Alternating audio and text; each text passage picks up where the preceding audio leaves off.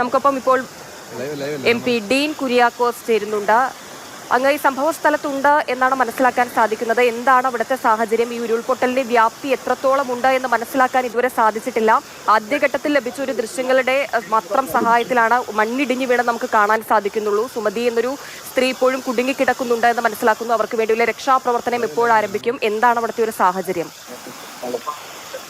അതായത് ഇവിടെ ഇപ്പൊ രക്ഷാപ്രവർത്തനങ്ങൾ ആരംഭിച്ചു കഴിഞ്ഞു. ഇനിയിപ്പോ JCBയും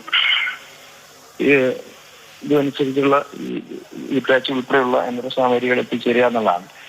അപ്പോ തുടർന്ന് അതിന്റെ പൂർവ്വ സാഹചര്യത്തെ ഒരു വീട് പൂർണ്ണമായിട്ടും ഇപ്പോ ഒലിച്ചുപോയി. ആ വീട്ടിലെ 2 ആളുകളാണ് രക്ഷപ്പെട്ടത്. ഒരാള് കാണാതായി, സുമതി എന്ന് പറയുന്ന വീട്ടമ്മ. 2 മണിക്കാണ് ഈ സംഭവം ഉണ്ടായിട്ടുള്ളത്. അപ്പോ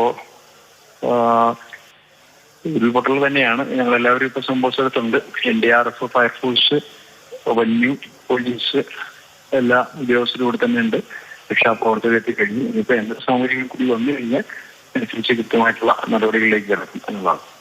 ഈ അടൂർമലയുടെ ഒരു ഭൂപ്രകൃതി എങ്ങനെയാണ്? വലിയ രീതിയിൽ അപകട സാധ്യത നിലനിൽക്കുന്ന ഒരു പ്രദേശം തന്നെയായിരുന്നു. ഇപ്പോൾ ഈ ഒരു ഉരുൾപൊട്ടലിന് ശേഷം അവിടുത്തെ രക്ഷാപ്രവർത്തനം എങ്ങനെയായിരുന്നു? പരിസര പ്രദേശങ്ങളിലുള്ളവരേക്ക് വലിയ തോതിലുള്ള മലമ്പ്രദേശം തന്നെയാണ്. ഇപ്പൊ ചെങ്കത്തായ മല തന്നെയാണ്.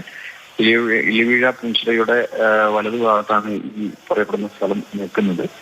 അപ്പോ നമുക്ക് രക്ഷാപ്രവർത്തനം ആ ഒരു നിലയിലുള്ള ഒരു അല്പം ദുഷ്കരമായ ഒരു സാഹചര്യം ഉണ്ട് എന്നത് തീർച്ചയാണ്. എങ്കിൽ പോലും ഇപ്പൊ അതിനുള്ള സർവ്വ സജ്ജീകരണങ്ങളായി കഴിഞ്ഞു. യന്ത്ര സാമഗ്രിയിൽ കൂടി വന്നു കഴിഞ്ഞാൽ വളരെ കൃത്യമായ തോതിൽ കാര്യം നമുക്ക് ആരംഭിക്കാൻ പറ്റും എന്നുള്ളതാണ്. തീർച്ചയായും. അങ്ങിപ്പോൾ ആ സംഭവ സ്ഥലത്തുണ്ടോ അതോ അങ്ങോട്ട് പുറപ്പെട്ടിരിക്കുകയാണോ? ഞാനിവിടെ തന്നെയുണ്ട്. ഞാൻ രാവിലെ 2 മണിക്കാണ് സംഭവം നടക്കുന്നത്.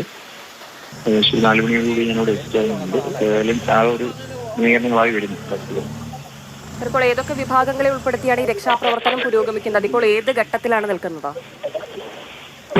പൂർണ്ണ തോതിലുള്ള രക്ഷാപ്രവർത്തനം ആരംഭിക്കാനുള്ള സമയം ആ ഒരു തലത്തിലേക്ക് എത്തിയിട്ടുണ്ട്.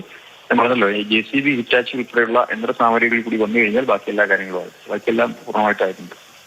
ശരി, വളരെയധികം നന്ദി. MP ഡീൻ കുര്യാക്കോസ് ആണ് നമ്മളോട് പ്രതികരിച്ചത്. ഇടുക്കിയിലാണ് അതിശക്തമായ മഴയിൽ കുടയത്തൂർ അടൂർ മലയിൽ ഉരുൾപൊട്ടിയത്. ഒരാളെ കാണാതായിട്ടുണ്ട്. സുമതി, അവർക്കായുള്ള രക്ഷാപ്രവർത്തനം ആരംഭിച്ചിട്ടുണ്ട്.